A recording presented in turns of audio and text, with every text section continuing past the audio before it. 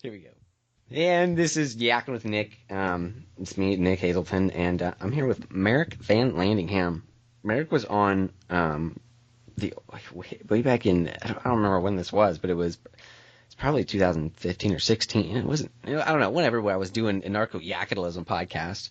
I believe it was episode 74 and 5. It's in between 73 and 6 are those episodes with Merrick, and we were talking about self-education and some philosophy stuff. And Merrick is since he started a show called RadicaLogic, and I believe it's hosted with the Seeds of Liberty network, right?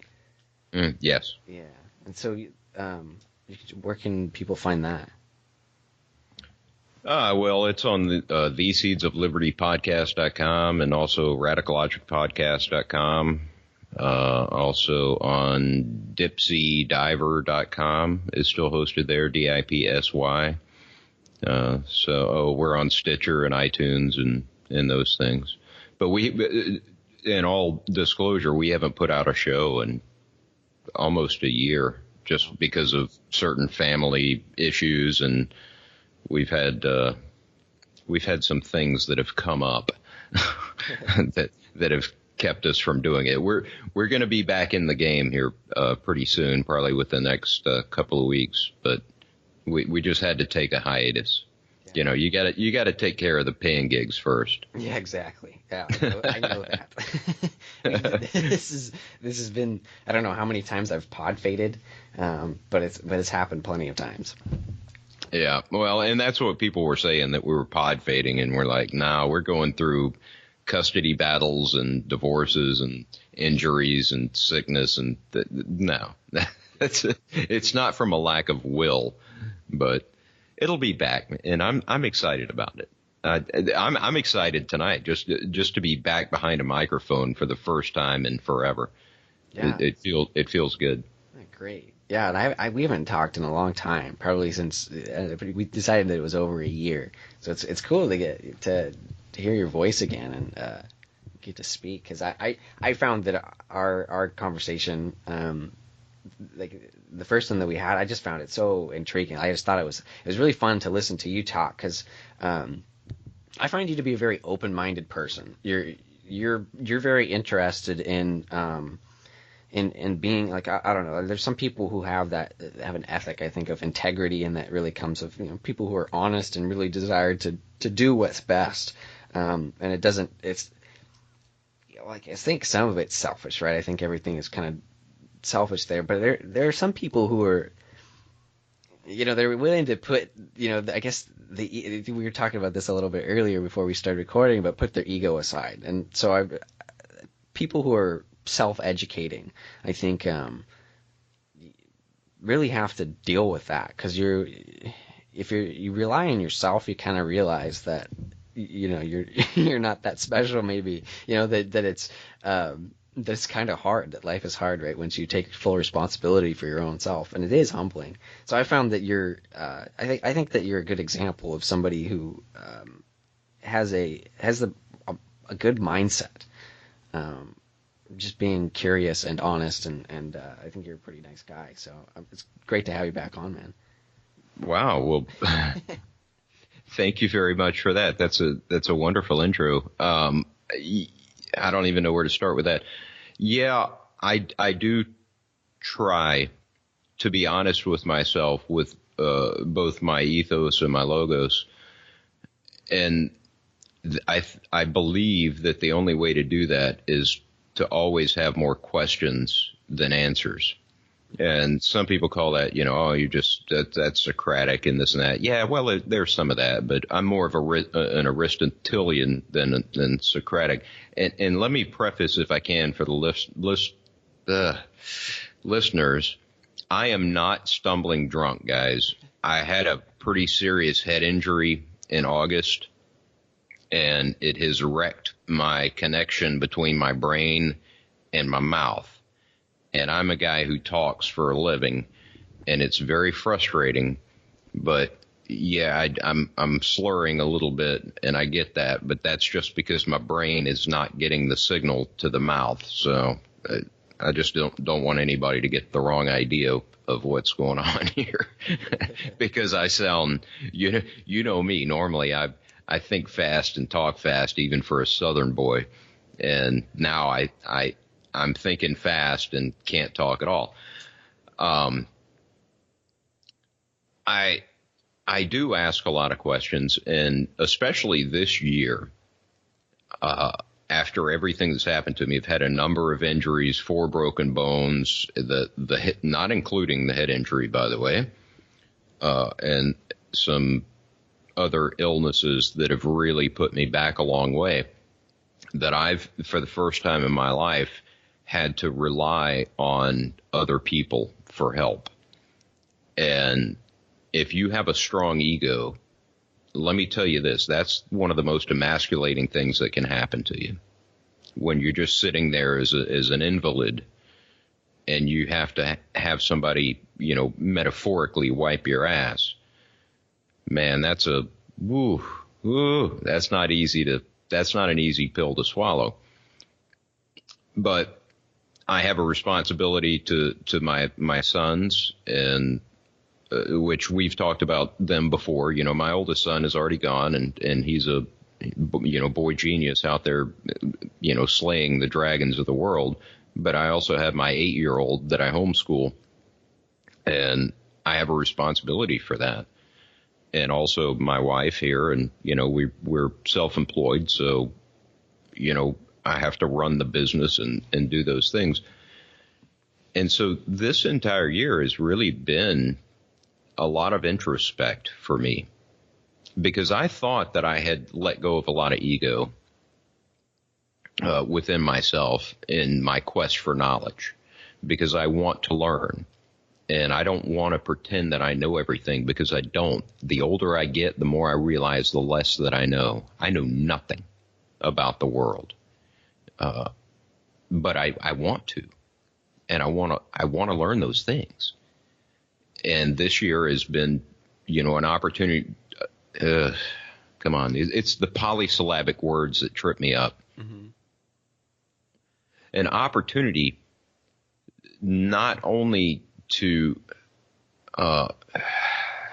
be able to focus on the things that are more important to me, the things that are within my, as we call it, the sphere of control or the sphere of influence. Mm-hmm. Okay, I'm looking around on the Instagrams and the Twitters and I say that on purpose because it makes me sound like Bernie Sanders, and I do the finger wiggle, and it's funny. I'm doing visual humor on radio, and the face bitches and whatever. But all of those people who are complaining about what Jonathan calls Cheetolini, which I think is a gorgeous phrase, Cheetolini, yeah, about not my president and this and that. And okay, I get it. I'm pissed off about foreign wars too. I really am. I don't like them. And, I'm pissed off about this huge military budget. I'm pissed off about a government that's out of control. And I'm pissed off about civil asset forfeiture. But guess what, guys? That's outside of my sphere of control. So I can't do anything about it. This year, with my myriad illnesses and injuries and whatever other discrepancies I have, has made me slow down for once and become more introspective and think about those things and actually look at my youngest son and say, what is he learning or not learning? What does he know or not know? But when I said homeschooling earlier, that was the wrong word. It's unschooling, but I guess maybe that's a difference with distinction. But I really have, for the first time in over 20 years, I've been forced to slow down and really take a strong introspective look into what do I know, what do I not know, what do I need to know, what does he know or not know or need to know, and what is really important in my life. And I'm sorry for the long diatribe, but I mean that really kind of describes, what's going on with me and the way that I'm seeing things these days, which is different than the last time that we talked, because I was once again, think fast, talk fast, and here we go. But back then I could pull that off, and now I can't. So sorry, long answer to a short question. There you go. No problem. No, it's interesting.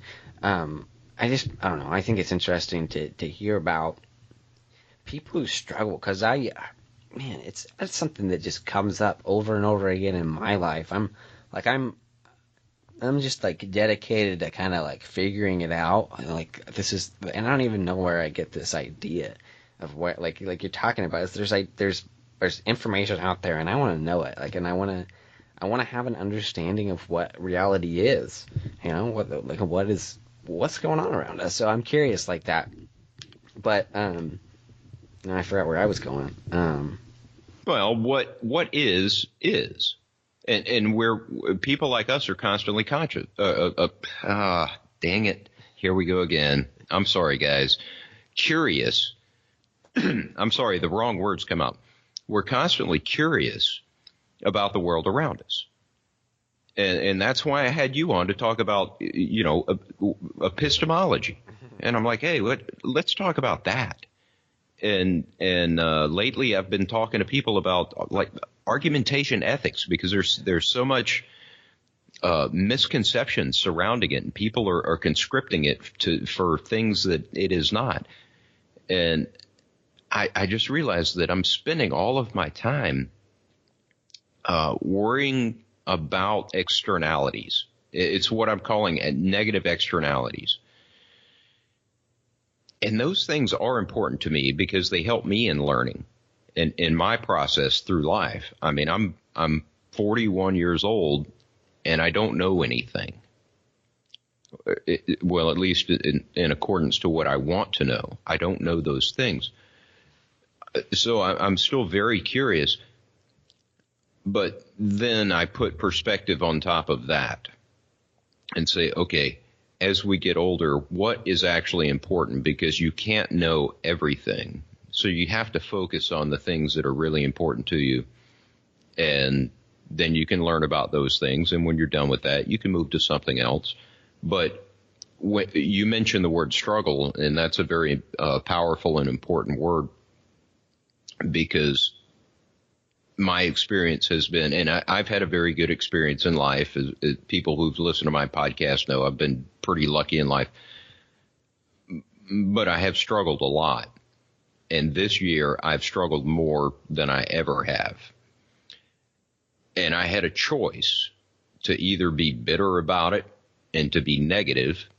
And I don't know about you guys, but if you've turned on the face beef lately, there's a little bit of negativity going on. Okay. I know that's kind of going to ring as a shock to some people. And I'm looking at what it is. And it's all just these general negative externalities that are that are outside of their spheres of control. There's nothing that they can do about them, but it consumes their life.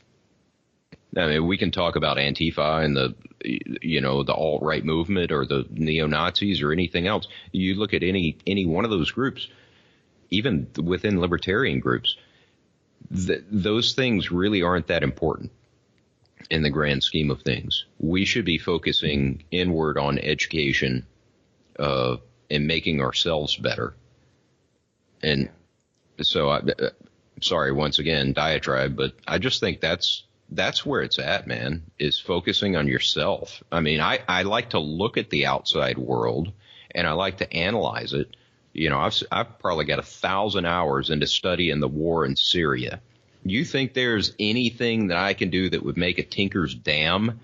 No, absolutely not. Then people are like, why do you do that? Because I'm fascinated by it, because I want to learn. I want to drink information out of a fire hose, and that's what makes me happy. So, leave me alone. That's just what I do. That's what I do, man. It's what I do. Sorry. Yeah. And then, like I said, you can be negative about it, about damn it, stop tripping. The negative stuff in your life, you can be angry about it, or you can just laugh your way through it. And I adopted a personal philosophy, which is something that, as you know, I'm very big on, personal philosophy, that, despite the chains, I am free. I don't care what happens. I'm going to laugh my way through it. I'm going to have a very positive attitude going forward because I've got things to do and stuff to learn and a lot of life ahead of me. And learning the stuff about Syria is good for me to know, but I can't get mired down with that like a boat anchor around my neck because it's something that I can't control. Yeah, absolutely. I think it's really easy to get caught up in that stuff going on because it's interesting, it's different. We like novelty, right? And we like learning new things, and we like seeing new things. It's a very, I don't know, it's very fun. It's kind of it's a part of a deep human, desire, I guess. But now we live in like a world where information is so available. Like it's like I could spend all of my recently I've probably spent 16 hours in the last month like listening to Terence McKenna lectures on YouTube, and that's I could do that forever. I could do that for a long time, but there's an opportunity cost. Like I might get something out of it, and I've been thinking about this too recently about the information I consume. A long time ago I stopped listening to a lot of libertarian themed podcasts. I was like, I like the Freedom Fiends, the show I'm on. I just stopped listening to it. That was the show that probably, or that definitely brought me to these ideas of freedom and personal liberty. But I don't listen to it anymore because I've already got what I've learned from it. You know what I mean? I could keep listening and I can get that I can get more of it. I feel like I can hear the people that I like talk about ideas that I like, but it's not going to be as beneficial as listening to a show about farming. You know what I mean? That's where my focus mostly is, and I think it's hard to be in this state of, or this age of information and have so many distractions, so much information to grab onto, that it's really hard to step back and say, wait a second, I'm here. And I've been doing that a lot recently. I've been turning off my phone because I no longer play games on that thing. I keep some of my social media stuff because I do marketing, and I like to see people and see what they're doing. But I've stopped using it so much. I just put it down. I don't even listen to a podcast. Sometimes I just sit there and I just don't do anything. And I think it makes a big difference to be, especially for me, I have to do stuff and I distract myself with these phones. But if I actually take a time to rest and don't distract myself, I'll sit there and I'll think about whatever I'm working on. And while I'm resting, while I'm eating lunch or something, I figure out more of it, and it ends up being, I think it's beneficial. But like what you're saying, it's the opportunity cost. What could I be doing? You only have a limited time on this earth. I don't know. There's some things that I think are really good to know. I think there's a balance, right? You want to be studying the past and studying philosophy and learning things because it helps you interact with the world in the present, right? But you also want to be making sure that you are interacting with the present and doing doing fun and cool stuff. Oh, that's that was actually very well put. Let me try to boil this down to something that's a little bit simpler. Hold on. Sorry. And I apologize for the echo. I'm renovating my office, so I'm actually out here in the garage doing the recording. I boil it down to perspective. Everything in life is about perspective. And you talk about Terence McKenna, and what was he all about? Well, he was about trying to use alternative medicines to essentially be able to hit the reset button on people's psyche. And as I don't know if you know, but I do know as a former user of psychotropics that's very effective. As a matter of fact, now that Western medicine is failing me again, I'm going to go back to that as a potential source of something that's going to help my brain heal. But if people get caught up in the minutia, and they're in the spin cycle all the time, and they don't have that perspective. And when they lose that perspective, they lose that inner peace that we need to have in order to focus on the things that are important to us, not the things that are important to other people. But, you trying to run a farm, raising yaks and pigs, and God knows what else these days. Jesus Christ. But, but sorry, but just those things. So that was one of the quintessential reasons. Sorry, here, I'm going to go bump the mic a couple of times. That was one of the quintessential reasons that, damn it. I talk with my hands, guys. Okay, it's going to happen. I bumped the mic. I'm like an Italian mother. That I retired several years ago from, if I said corporate, it would sound too pretentious. It wasn't corporate. It was just a local, management position, but it was a business that I had run very successfully for about 2 decades. But I made a very conscious decision to walk away from that to do what I'm doing now and run my own business, simply because it allows me to work alone and think. So all day, every day, I'm on the beach, I'm in these condos, and I can look out and see the ocean, and I sit there, and my head's in the toilet. I'm cleaning the toilet. Big deal. I'm not too good for that. Are you too good for that? Huh?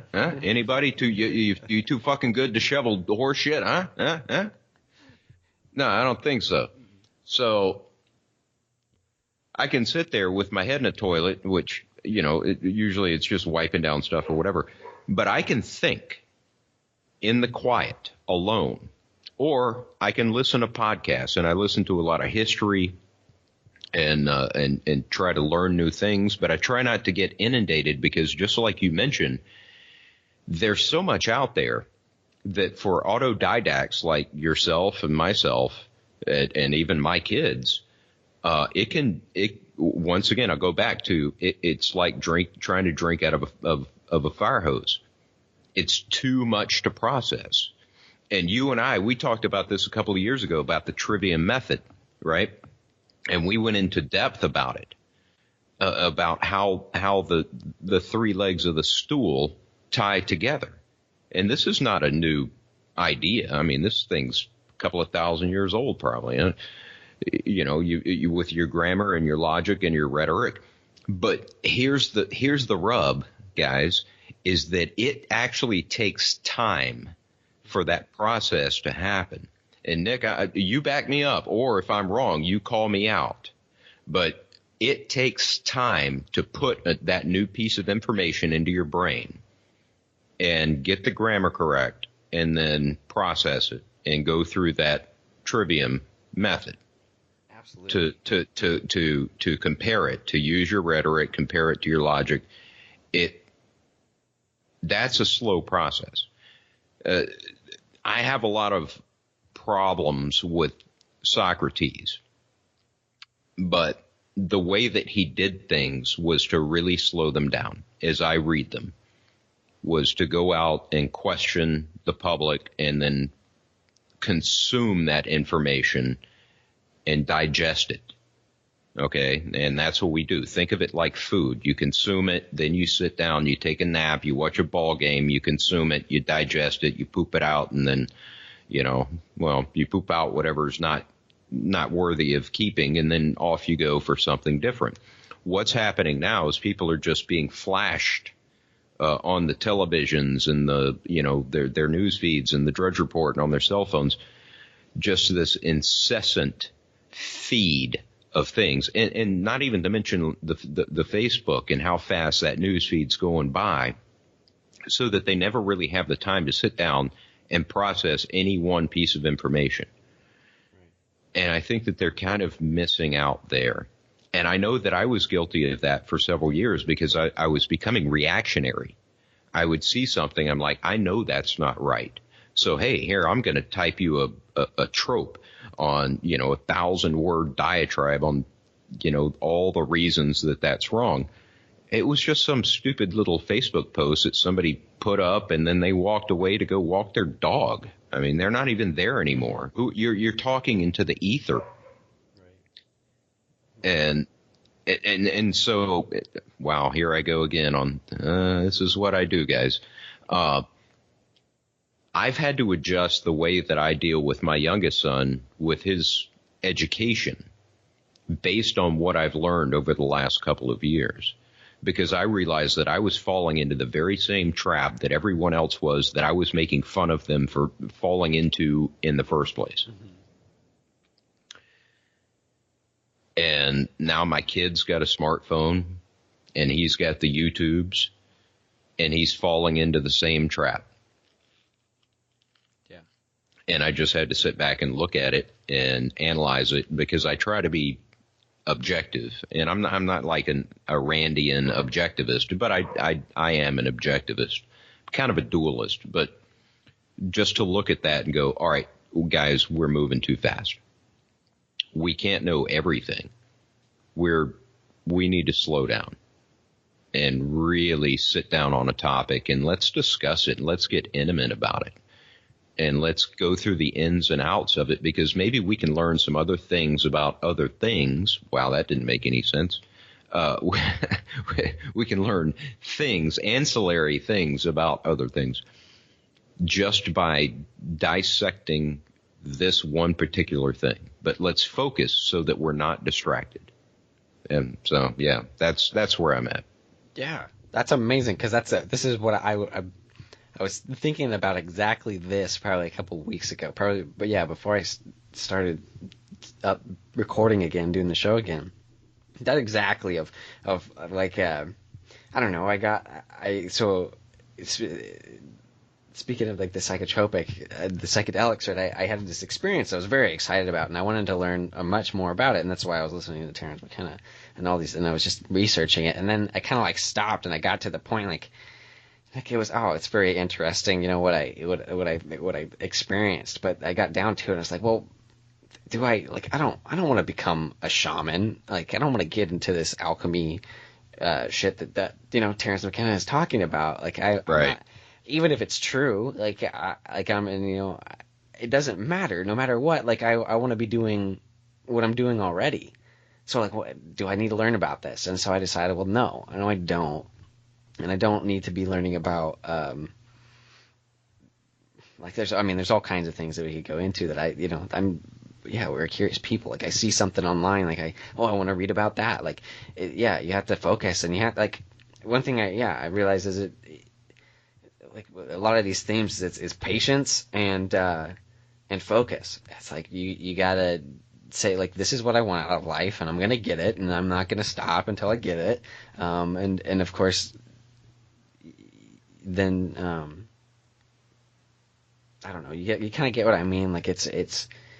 I get it completely. You just get distracted within your own thoughts, so that. It's like a million stones skipping across a pond. Yeah. But none of them are sinking. Uh-huh. They skip across. So you pick up a piece over here and a piece over there, and after a while, nothing makes sense, because you're just so scattered. And I know a little bit about everything. You want to talk to me, and then somebody tries to talk to you about one particular item. You're like, I don't know anything about any of that, because that stone skipped right across the pond. Mm-hmm. Well, maybe there's something a little bit more important than having all of the knowledge of the universe in your brain stored on your hard drive. And the reason for that is we don't need that anymore, because we have it in our pockets and our phones. If I need to know how to quote, pi to the 26th decimal, I can just look it up. I mean, I get 3.1415926,353, so on and so forth. But I don't need to know that. And besides, that's not really applicable to anything in my life. I mean, unless I'm trying to cut a hole in a piece of plywood for something. But even then, fuck that, man. It's just not important. Just like me spending so many hundreds of hours on something like Syria that I've done in the last few years. I find it fascinating. I'm talking about the civil war that's going on there. But it's very complex. And because for people who don't know me, I study war history. I can't get enough of it. But it's not going to help me put food on my table. And it's not really going to help me educate my child. He's too young for that. Now, my older child, he does call me and he's interested in it. And we do have discussions. But what's it going to help him to know? I mean, just he knows. Now, granted, history is very important, kids. And do you agree with that or disagree? Yeah, no, I absolutely agree. Yeah, I think. I mean, go ahead. I mean, I think it's, it's good to know, learn history so it doesn't repeat itself, right? Like I do believe that. Yeah. Oh, thank you, Santiana. Yes, exactly. Those who don't understand their history are doomed to repeat it. But I don't think that it's the end all be all. I don't think it's quintessential to knowledge. I think it's important to form a base for the things that you learn. And I think that the curiosity, that autodidaction, I think is very, very important. And I don't know who's listening to this, but we've talked about it before. With my kids are, self-taught. It's just the same with me. But the information is out there, and I don't think there's any reason for us to sweat and slog and slave over the minutia when we really don't need that level of detail on that particular thing unless you're just trying to get it for an understanding of the way that things are around you. Maybe you should do that with a few things until you get that understanding of the way the world works around you. But after that, if you ask me about the details, the names and dates of the fall of the Western Roman Empire, I could probably give you a few things, but it ain't going to be a lecture. I'll tell you that. I'm just a stupid Southern boy, from lower Alabama. But it's just good to know. And it's fun to read. And I understand those things. But you can't get spooled up. And that's what I keep and that's the phrase I was looking for in my brain. I keep telling people when they're locked in on something, and I'm sure you see this on Facebook, where your one friend will just get locked in on one subject and he'll never let it go. And it's just on and on and on. It's police brutality over here, and it's a war over there, and it's something wrong. It's taxation, it's theft. I mean, pick something. Voluntarism. I know who your friends are, and I know what they say. So, and we all believe the same things, but they just get hung up on it. And I'm like, dude, you're in a feedback loop, man. Yeah. And what you're looking for essentially is confirmation bias on your beliefs. And my take on that is when and I tell my son this too, when you get caught up in that loop that you're looking for that bias, that means that you're not firm enough in your convictions. Because when you are firm enough in your convictions, here I'm going to pound on my counter for a second with my finger because I talk with my hands. When you are that firm in your convictions, you will go out and search out people who disagree with you because you want to have that debate, because you understand that the path to wisdom comes through the clash of ideas. And the clash of ideas comes to having honest and I can't say the word, integral, I get stuck on that one, debate with people whose ideas are different than yours.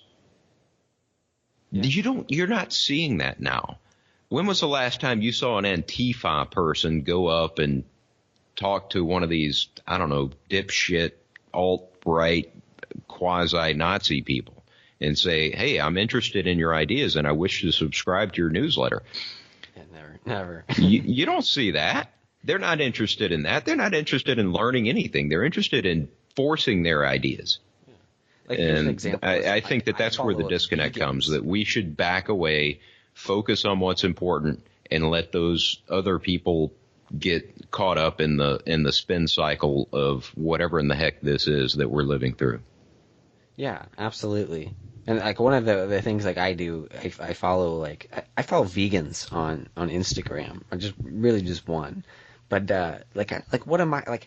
Why would I do that? Like I eat meat. I'm a farmer. I'm a meat rancher. It's like I'm never gonna be a vegan. Like you'd have Closet vegan. Yes, I'm slaughtering animals, right?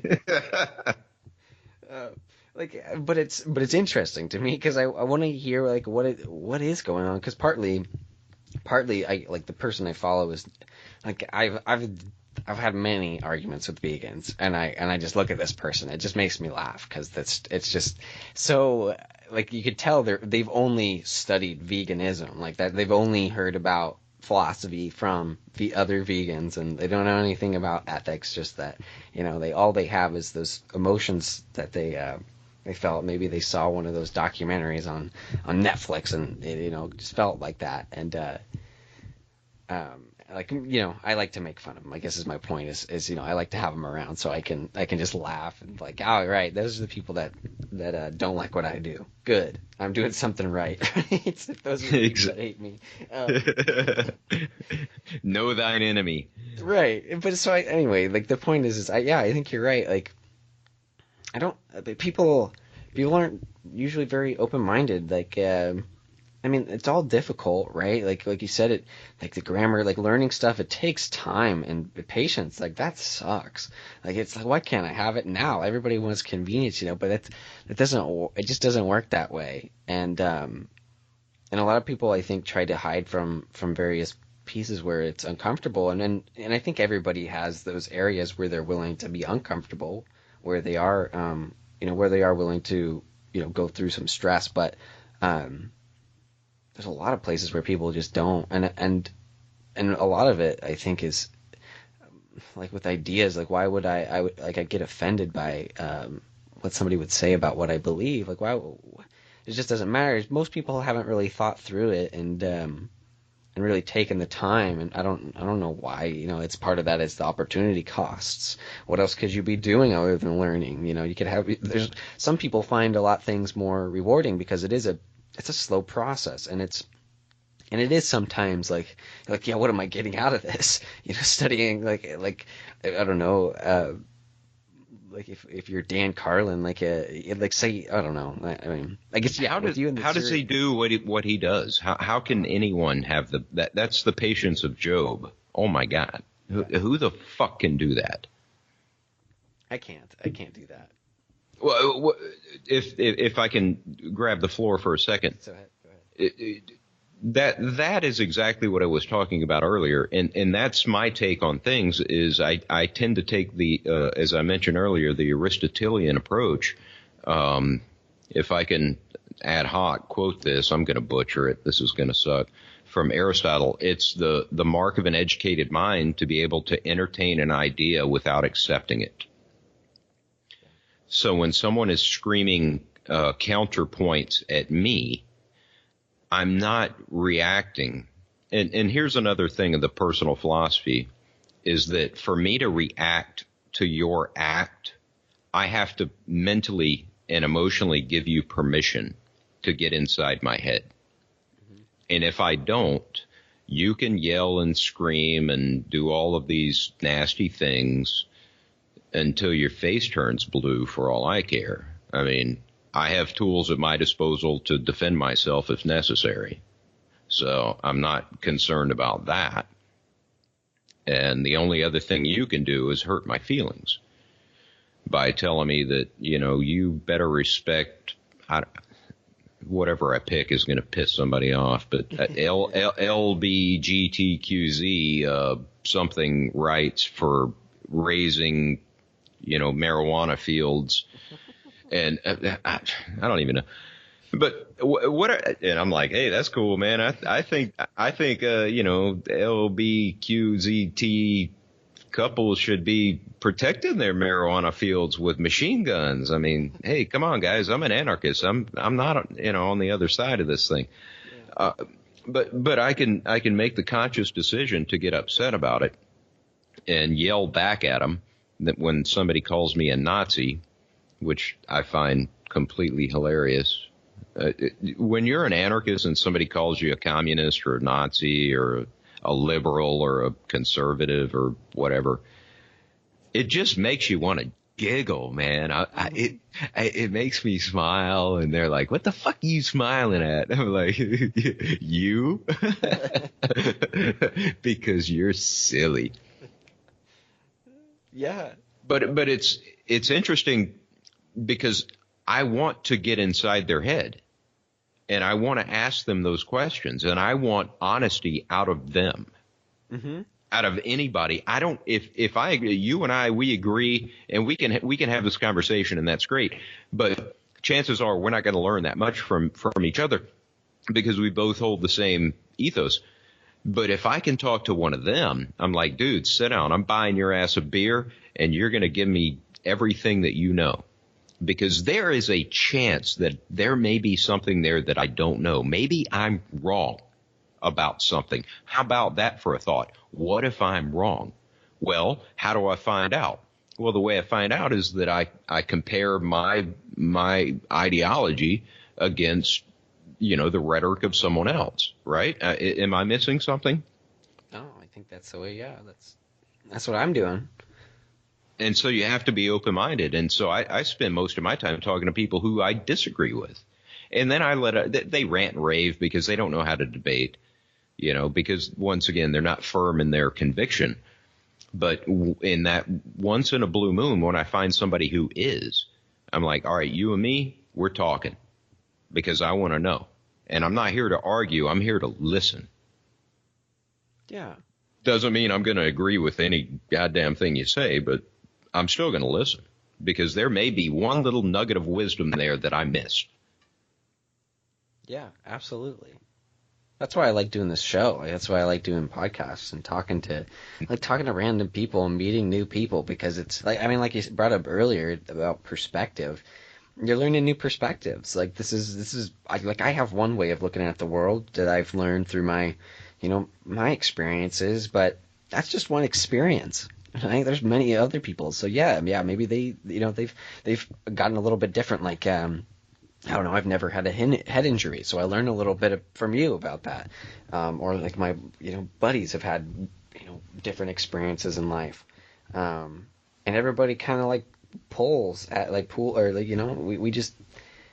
we have our own experiences, and if we can listen to each other, then we can kind of have that. Like I'm, this is one of these buzzwords for libertarians is collectivize. Like if we could pull together and you got a mouse in your pocket, boy. Right? But if we could, like that's kind of the whole game with philosophy, right? Is that we're all bouncing off of each other, and it's not like there's this collective knowledge pool somewhere. Like it's not like that, all of the, like when people say stuff like that, like it's not like, oh yeah, like we can collect all those ideas and put them somewhere. It's like this, it's just this abstract idea. So I just think that's the way, like just having that mindset of being open-minded and wanting to talk to people. That's how you get smarter. That's how you learn new things. It's just kind of common sense. Well, yeah, I understand how there. I understand how triggered. Are you still there? Oh, yeah, can you hear me? Oh yeah, okay. It was my headphones. Sorry, I must have touched them in a weird way, and you went. Okay, like sorry. Okay, now it's good though. Sorry about that. Bad audio is a hate crime. Mm-hmm. Sorry. So is coughing into the mic. I understand how triggered that some libertarians get when we talk about collective wisdom, and I'm using my scare quotes here.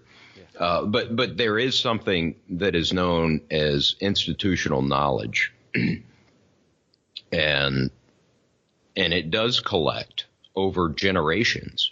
You can't deny it. That's how history was recorded for thousands of years before they were writing it down. It was all done orally. And that is institutional knowledge, and every generation would learn from the next. And so personally, I don't have a problem with that ideal. Now, I don't like collectivism, and I don't have a mouse in my pocket or anything else, but I do understand that. Let me slow it down a second. Let's say Chinese medicine that a lot of people really poo-poo and they don't believe in, and this and that. These people have been at this for 10,000 years. Right. They've probably figured out a thing or two. Or even their, in your business, ancient Asian or Persian herding techniques. Well, been there, done that. I don't have to recreate the damn wheel. Mm-hmm. I can actually listen and maybe learn something. I've been doing commercial cleaning in some capacity, even when I was in the corporate world, for over 20 years, and I'm pretty damn good at it. And I've taught hundreds and hundreds of people how to do it and how to, little hacks, so, how to do it right, essentially. But you know what I do at night?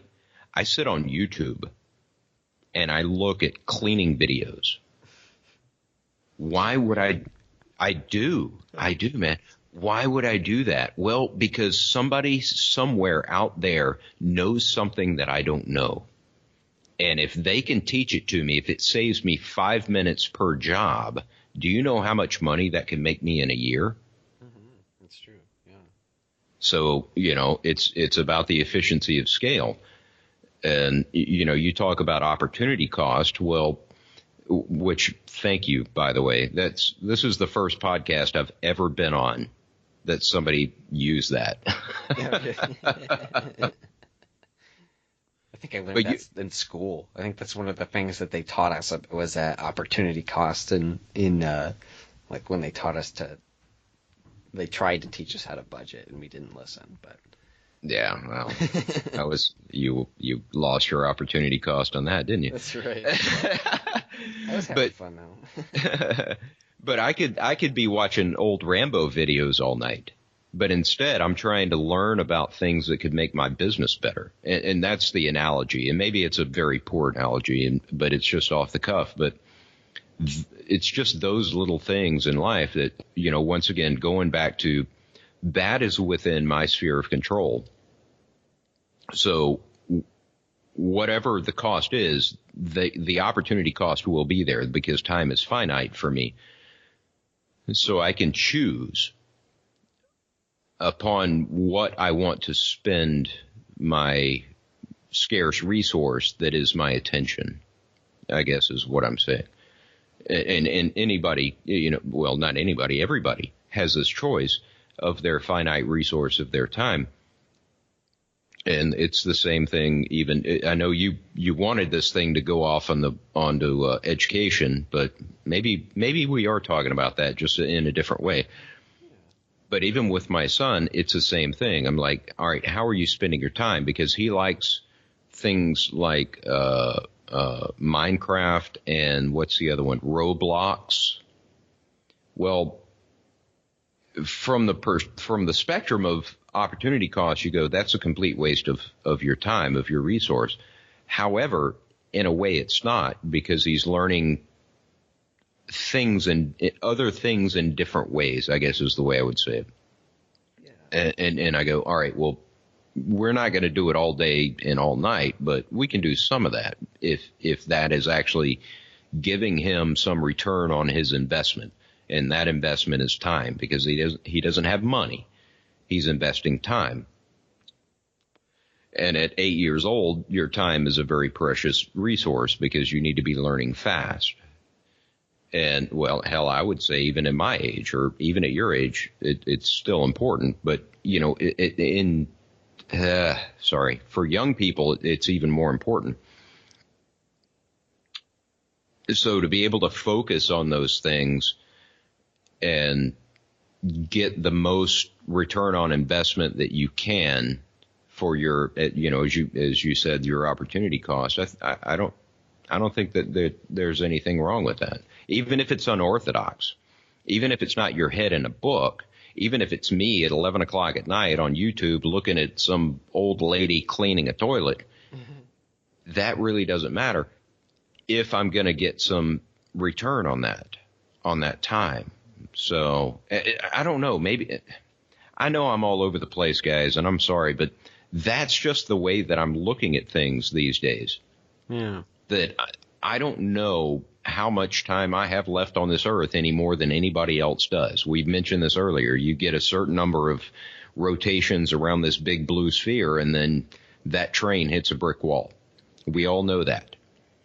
But in that time, we've got a couple of choices that we can make. Let's talk about praxeology, purposeful human action. We have a couple of practical choices that we can make. One is how we perceive it. Going back to perception, we can perceive it as being a very negative experience by looking at all of the pitfalls and the obstacles that come along with life, of which there are an infinite number, which I've proved to all of you this year. And then the rest of it is knowledge. And you're like, well, before I'm on I have a one-way ticket on a bullet train. And at some point in the future, there is a brick wall and I'm going to die. So I have a choice to here. I'm trying not to quote Mises or Rothbard just for the sake of the audience, but I have a choice to do with that time what I want. And if what I'm interested in is learning, then I need to really focus in carefully on what it is specifically that I want to know in between where I am now, point A. This is not an algebra test, guys, so relax. The train A is traveling east at 72 miles an hour, and sorry, everybody's going to get scared. They're like, "Fuck, I hate that question. Shut up, shut up." But between point A and point B, there's an unknown amount of time, so we can call that X. So in time X, I can do with it whatever I please. And I can be miserable and learn nothing and watch ESPN and Sports Center all night, or I can just focus on what I'm really interested in and focus on my family and focus on being positive and focus on, like what you were talking about with the psychedelics, being able to use other resources, non-traditional resources, to even reset your brain when necessary to get back on par and back on what I call balance, so that you can just enjoy the ride while you're doing it. And you may fall down and trip and stumble and fail over and over again, which, trust me, guys, if you ever want to know about failure, just give me a call. I'll tell you what not to do, because I've made every fucking mistake in the book. But you get that option to just have fun with it, not take yourself too seriously, and try to learn as much as you can on the path. And in the meantime, guys like you and I, we abide by the NAP, the non-aggression principle. Okay, so in the meantime, be decent to other people. Give to charity if you can. You got a little extra, give it to your neighbor. Do something like that. In the meanwhile, you're just trying to make yourself better all the time, but you're going to laugh your way through it, whether you have broken bones or broken head or broken brain or anything else. You're going to laugh your way through it, and it's going to be a great ride. So yeah. I love hearing that, because that's, it's I just like hearing people say, like, what are they trying to do with life? And I think it comes down to, like, I'm saying that I get excited because it's like I feel like most of the time I'm on the right track. Like I feel like that mindset just makes a lot of sense to me. And I think that I've been studying this. Like I'm obsessed with like I don't know, over the last few years of trying to start this business, it was really easy to be cool at 15 to people. Like I could understand the ideas they were talking about in more depth than adults. It was really easy for me to do that and get success doing that. And then starting to do a farm and having to deal with a lot of self-discipline issues. Like I'm just being lazy, right? I've become like obsessed with, well, how do I get what I want? Because I'm not getting it on this track. Like, what am I doing wrong? So I just tear it apart. I'm obsessed with like trying to figure out, what is it the best thing? And so I've done a lot of studying, especially of other people who are doing things that I consider what I like to be doing, like people who are learning, people who are running successful businesses, people who are doing the cool stuff that I think is cool stuff that I want to do with my life. And all of them, like as far as I can tell, it really comes down to these themes that life is hard, and you have to struggle, and you have to find that balance between working hard enough and learning and resting, and it's really complicated, but all it does take is patience and dedication. That's what I get from listening to people like you and older people and people who have done. What do you mean older? The hell? Lou is right. You are a petulant little child. There's a joke there, but I missed it. My timing's off. I forget what he calls you. Juvenile delinquent. Juvenile delinquent. No, but you're right. It really does come down to perspective. And the older you get, the more that here I am prescribing what's going to happen to you. Like I'm the Yak Emperor, but it's been my experience, I will say, that you're correct.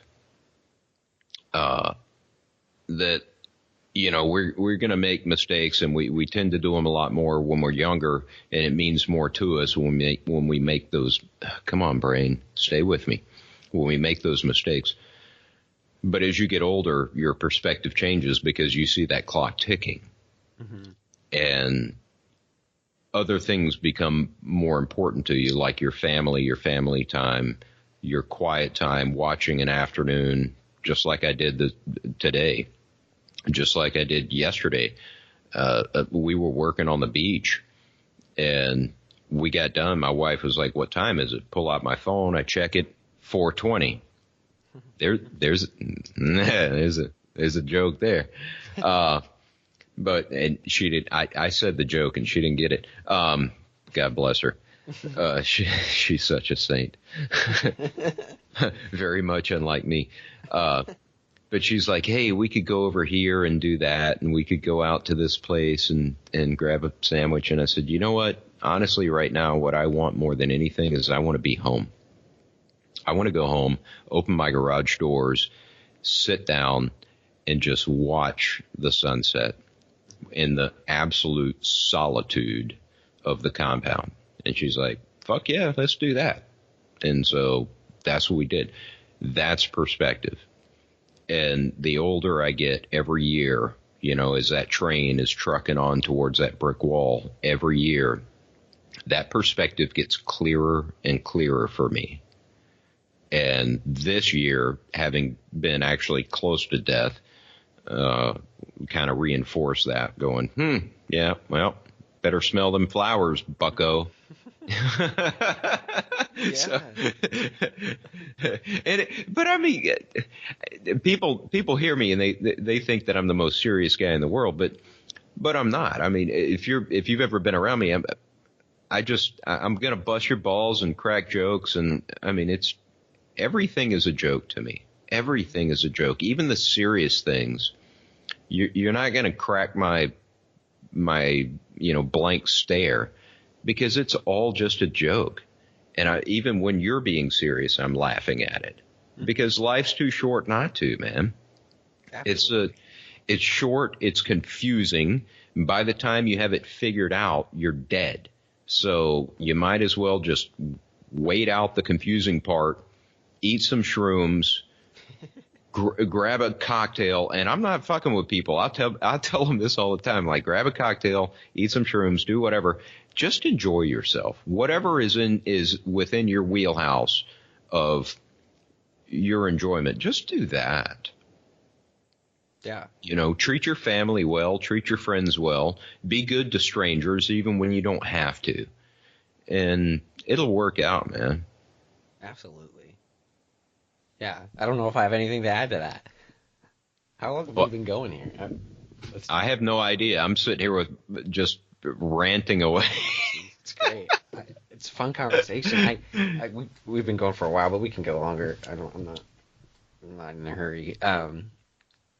But yeah, I think about these things from being like, it's interesting to be at my age and to understand some of those things and look at, because I didn't used to, so I know how it feels to not understand that, to understand what's not in your circle of control, or that, life is hard and you have to put in a lot of work and it doesn't always make sense, but if you keep going and if you keep trying, it does get better.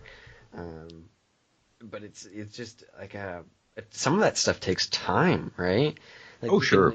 It's not like something I can really communicate, because I feel like, I got that I don't know, like you hear that it's that like country song by Trace Adkins, like, you're gonna miss this, you're gonna want this back, telling, like, it's this story of this girl growing up about, all these people telling her about, she's complaining about life and it's gonna be better soon, right? Like, it's just that young person's dream. It's like, oh man, but yeah, you're gonna miss what you had. You don't, like, I don't know how you learn that, because I've been lucky to realize, okay, I'm not that special, my rebellion against, authority figures, I think, kind of pushed me to not really trust adults, and what they had to say and think that they were any smart. But like, man, and now I've had a little bit of experience of actually, living on my own, and I'm not living on my own anymore. I'm back in the house because I failed, right? But I've had some experience and I realized that, it's hard, and combined with other experiences, having, I don't know, I think it's good to think about mortality and death.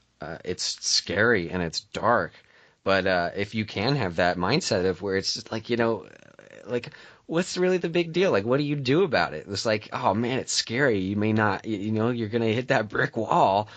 Man, that's gonna be terrifying. Like, what is that? We don't know what death really is, and it can be absolutely terrifying. But it's like, what do you do about it? You can't be scared of the sun rising in the morning. It's gonna happen.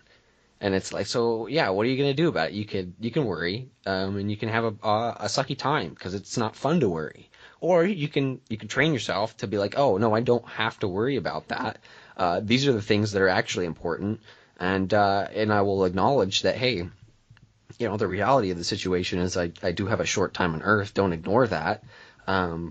But you don't have to take it negatively, because that's within your circle of control is your mindset, and it doesn't work right away. You don't just tell yourself, I don't care about that anymore. It takes time, because you have to, like, I don't know. I'm not a neurosurgeon. I don't know what it is, but maybe you have to rework those pathways, right? You have to build the habit of, you have to train yourself to think that way. And it's taken me years with Stoicism. I've been into Stoicism for like 4 years, and I still get mad at little things. I'm not perfect, and nobody ever is. I'm sure you're not either, right? It's just, you just keep going, and it gets a little bit better, and it's never going to be perfect, but it just keeps improving, and that's life, right? Well, yeah, you just slog your way through it, and once again, excuse me, I'll go back to perspective. I think a lot of the ways that your outcomes are based on your perspective.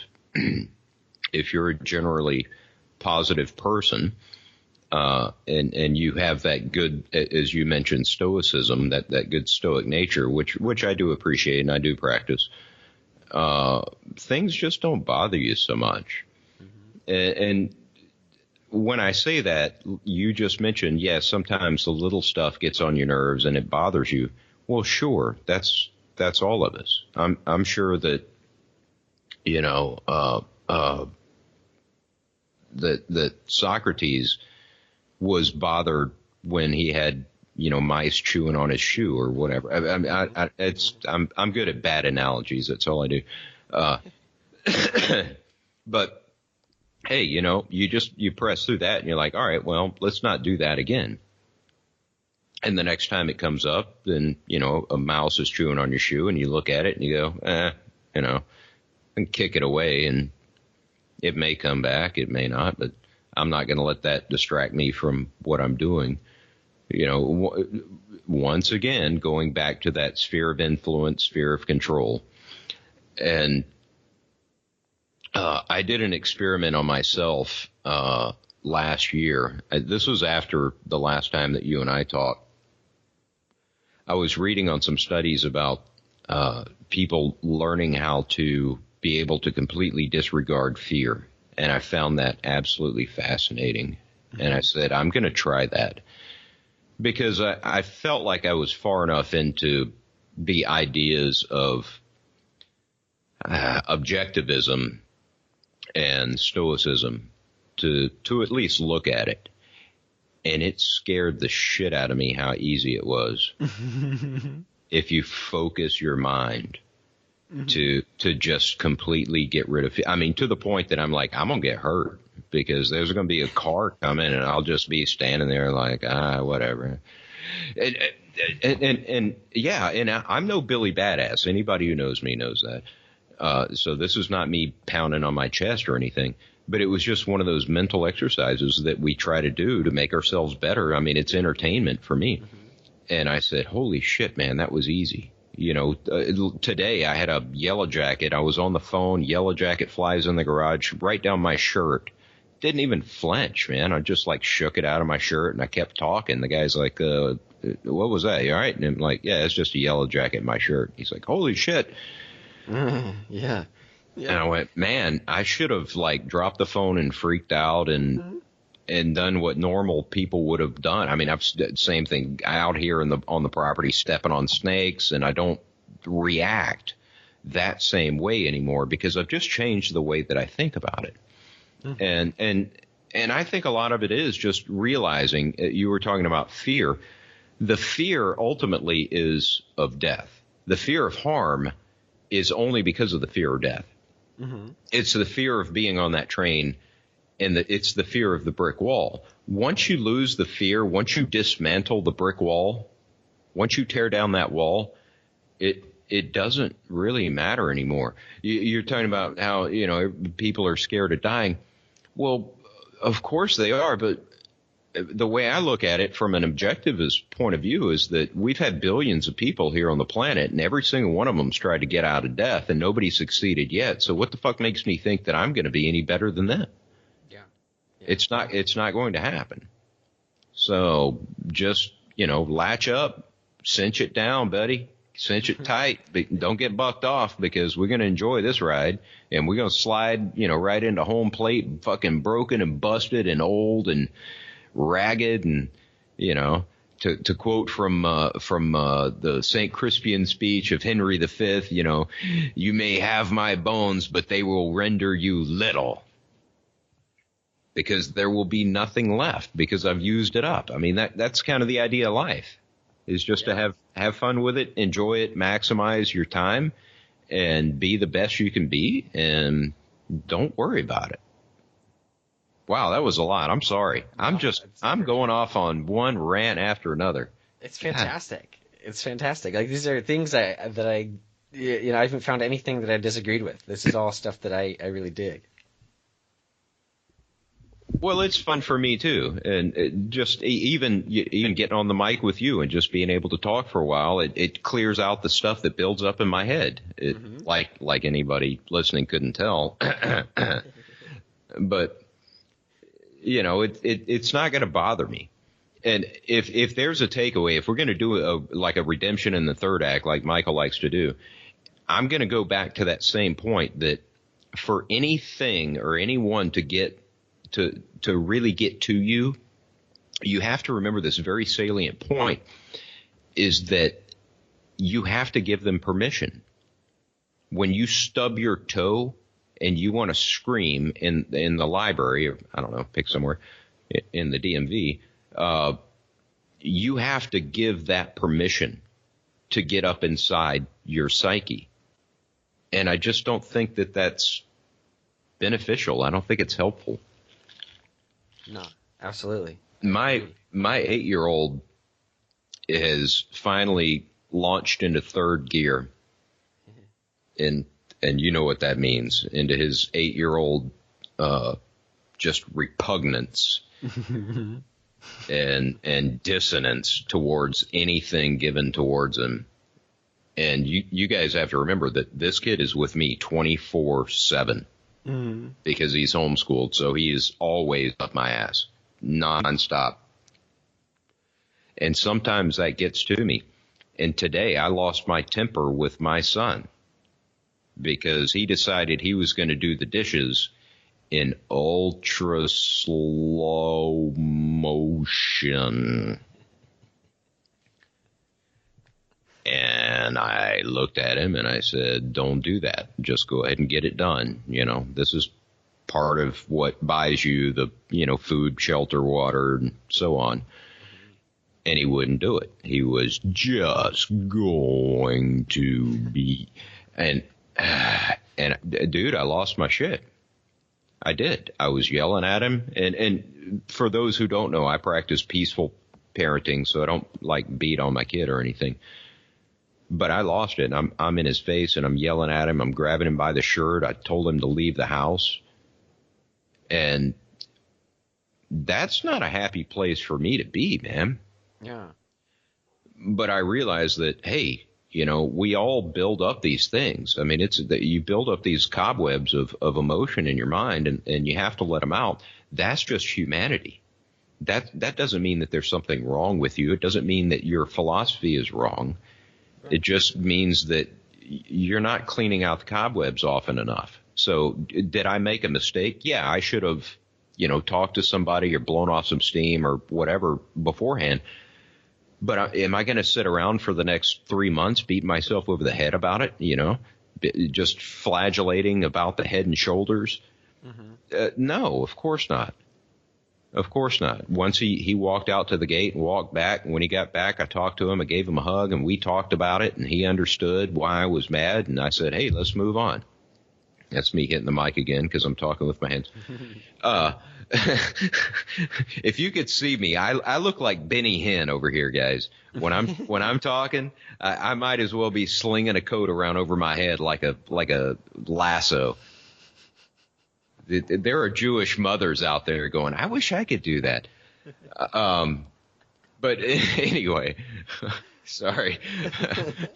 but that I just go right back to my perspective and say, you know what? Did you make a mistake? If then yes. If yes, then okay, don't do that again and learn from that.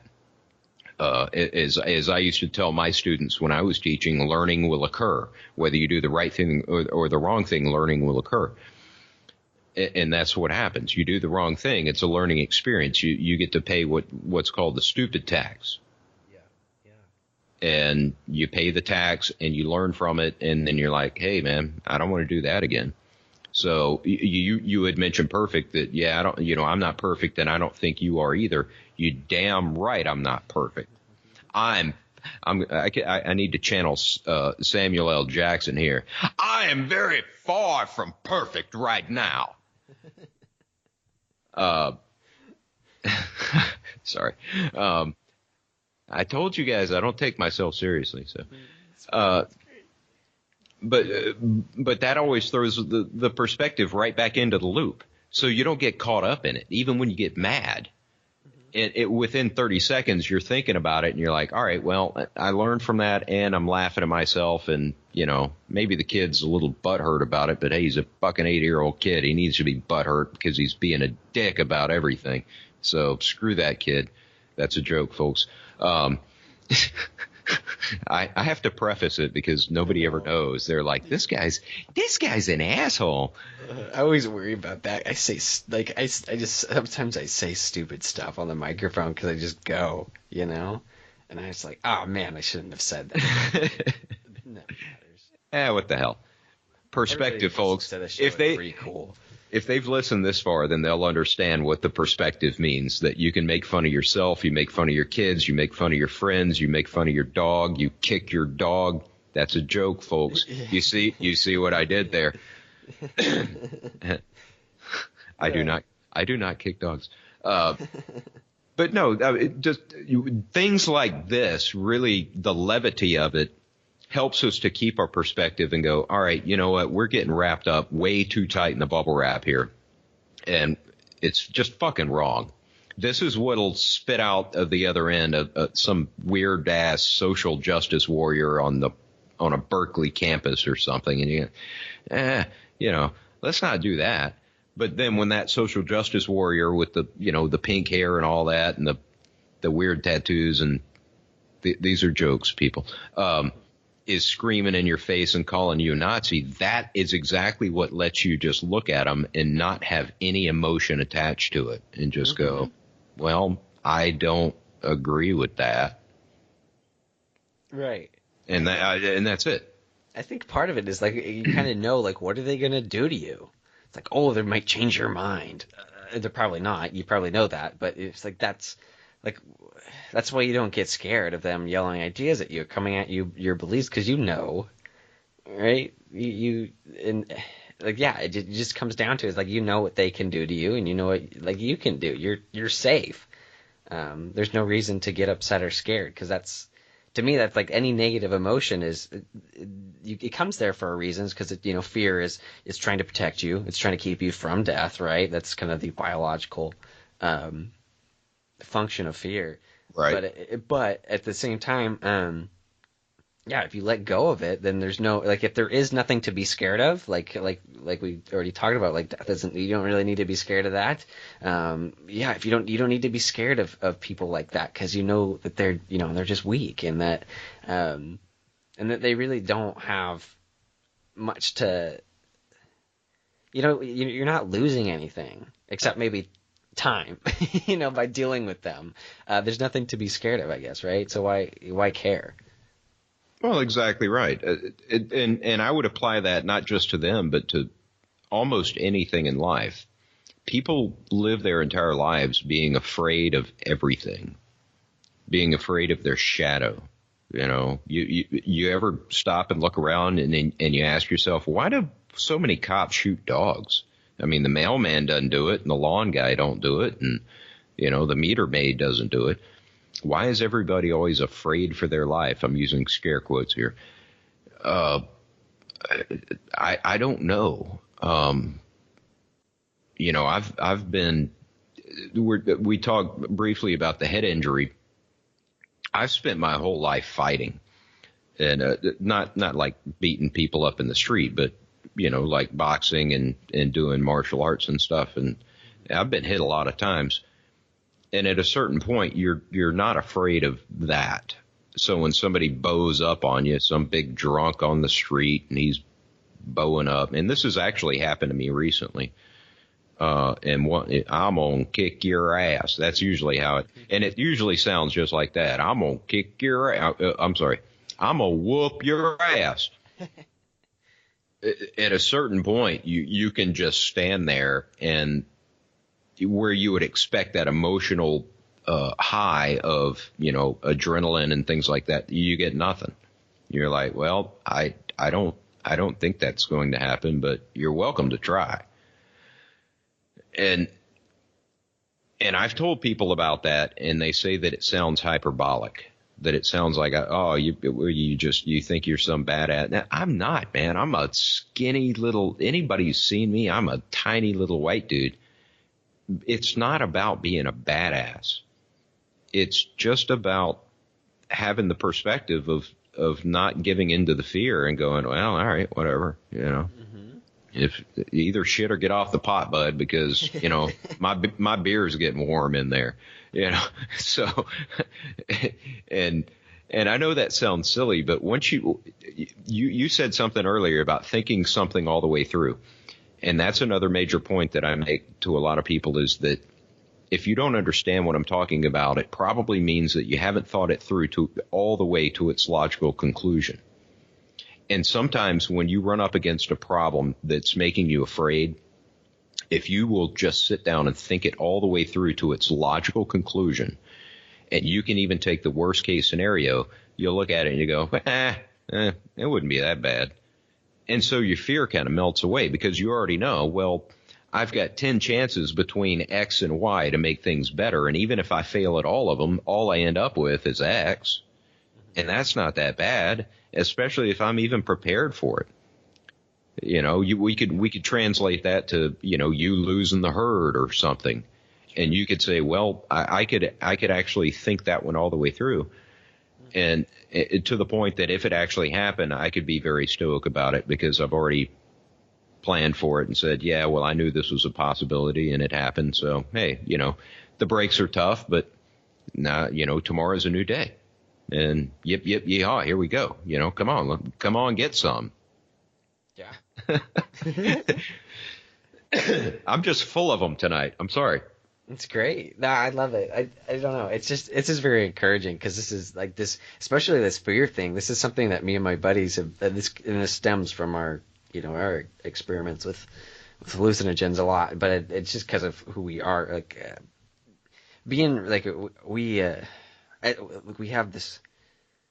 I don't know. We've always I've been hanging out with these guys for maybe a couple years now, and like we have this thing. It's like you can't bitch out about some stuff. Like it seems like a lot of kids our age they don't like they're so into like playing video games or something. Or like to what like I would say is just not that fun for me. Like going to a party and getting drunk is. Like in some ways it's fun. Like it's fun to go to parties every once in a while. But for me, like I'd rather be out building something. You know, I'd rather be out in the woods building something or doing something interesting. But like from this kind of like this idea of like we need to be out there, we need to be doing stuff, and we need to like you need to set yourself apart.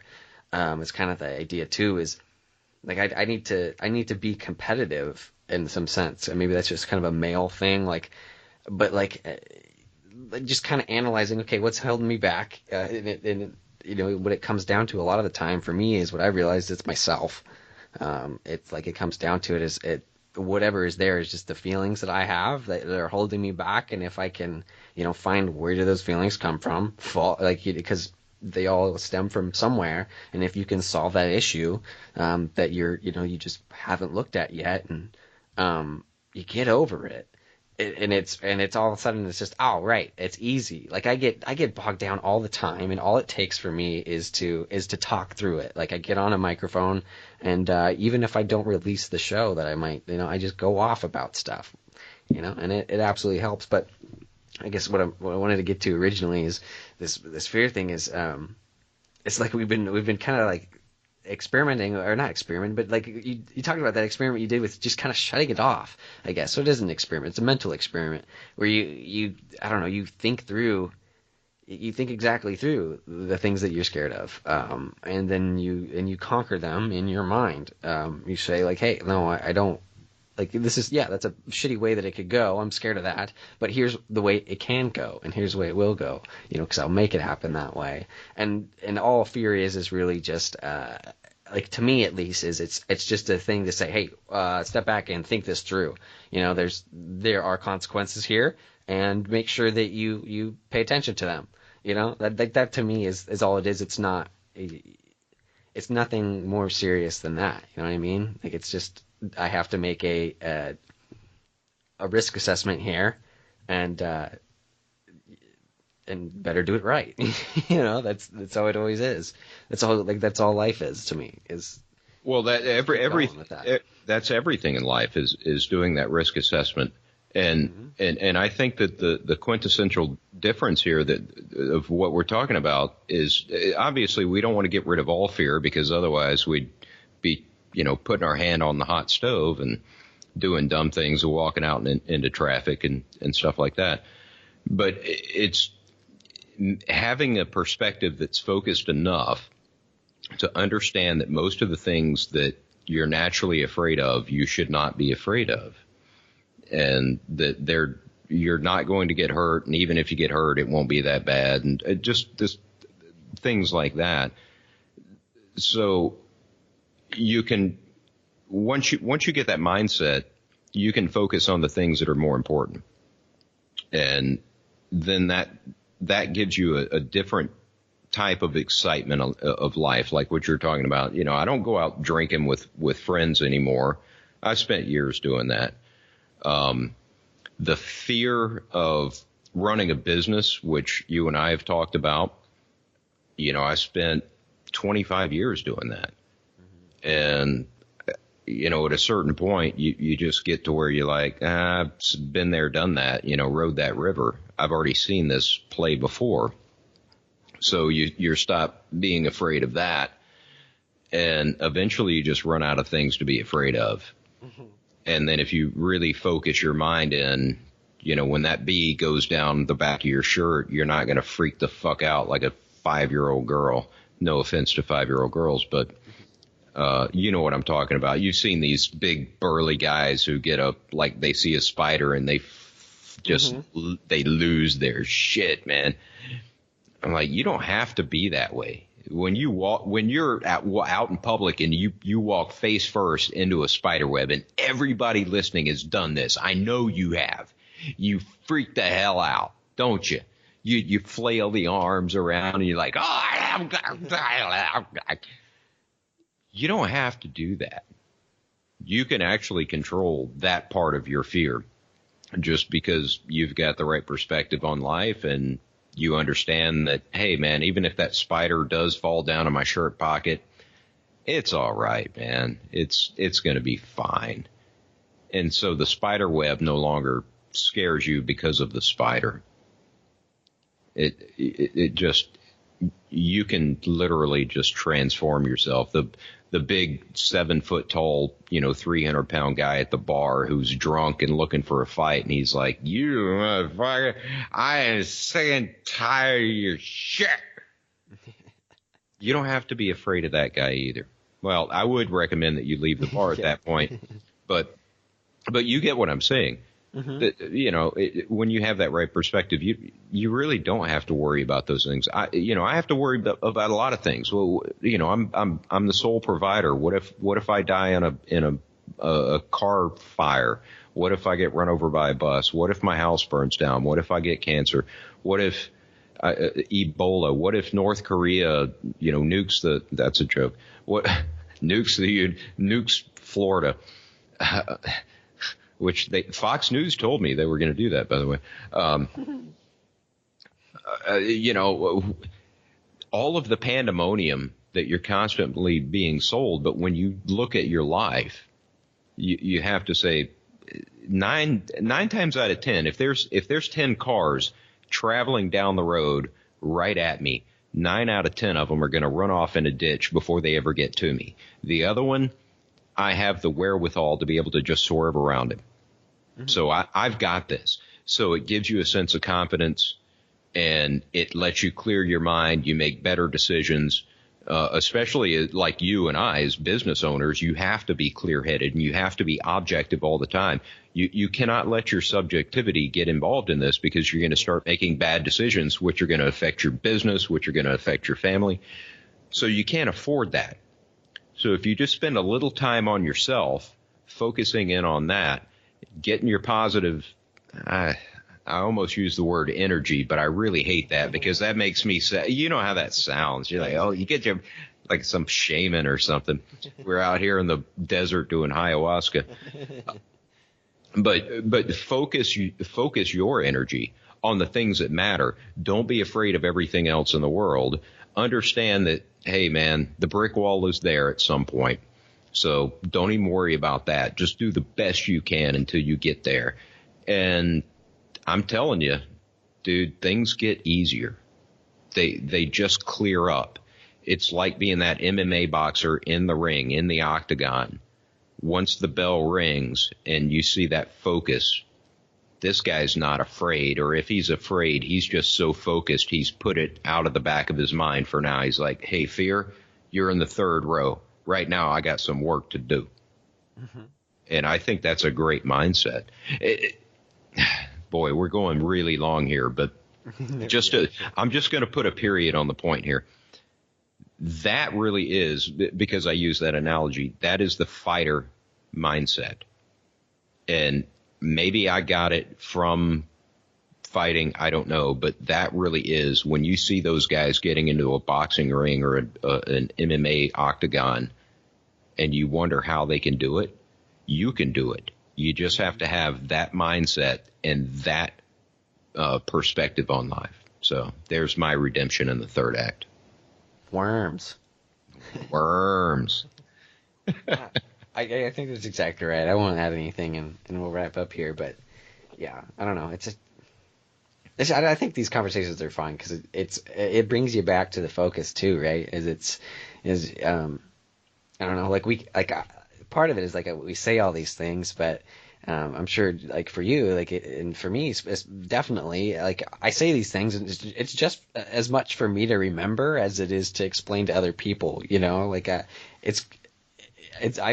like to do it because it reminds me of what is important. Absolutely. Yeah, mutually beneficial, and everything we do in life should be mutually beneficial. If it's not good for you and me, we shouldn't even be doing it in the first place. That's why we're fucking anarchists. Mm-hmm.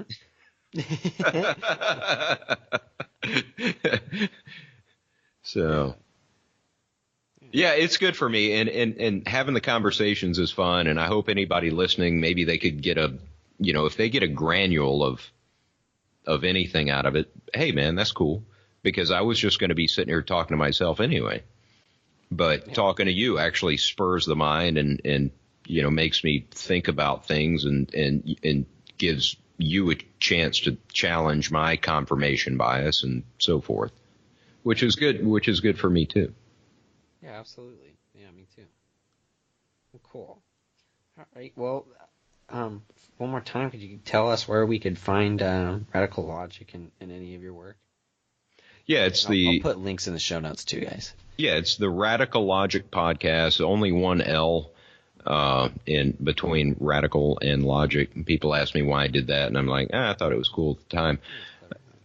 You can find us on Facebook under that. You can find us at theradicalogicpodcast.com. We're on thestateofwake.com. We're on iTunes and Stitcher. We're also under dipsydiver.com. And I think that's it. It's probably not it, but that's close enough. If you can't find me on that, man, you're missing the boat. Yeah, and I'll throw them out in the like I said, I guess I already said that. They'll be in the links. The links will be in the notes. Yeah. So thank you guys for listening for that, I guess we'll talk to you another time. All right, brother. Well, thank you again for having me back on again. It's been a real pleasure, and I always love talking to you, and I look forward to talking to you again.